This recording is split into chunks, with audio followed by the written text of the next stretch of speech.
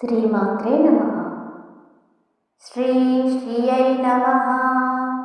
శ్రీ లోకధాత్ర్యై నమః.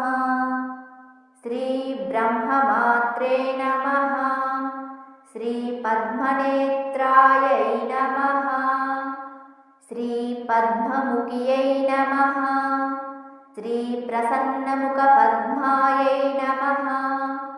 శ్రీ పద్మకాంత్యై నమః. శ్రీ బిల్వవనస్థాయై నమః. శ్రీ విష్ణుపత్న్యై నమః. శ్రీ విచిత్రక్షౌమధారిణ్యై నమః. శ్రీ పృతుశ్రోణ్యై నమః. శ్రీ పక్వబిల్వఫలాపీనతుంగస్తన్యై నమః.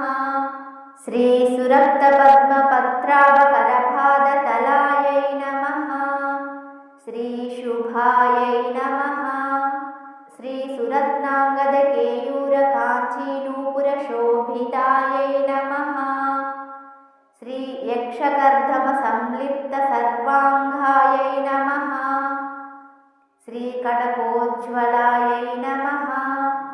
శ్రీ మాంగళ్యాభరణైశ్చిత్రైః ముక్తాహారైర్విభూషితాయై నమః. శ్రీ తాటంకైరవతంసైశ్చ శోభమానముఖాంబుజాయై నమః. శ్రీ పద్మహస్తాయై నమః. శ్రీ హరివల్లభాయై నమః. శ్రీ రుభ్యజుస్సామరూపాయై నమః. శ్రీ విద్యాయై నమః. శ్రీ అబ్ధిజాయై నమః. శ్రీమాత్రే నమః.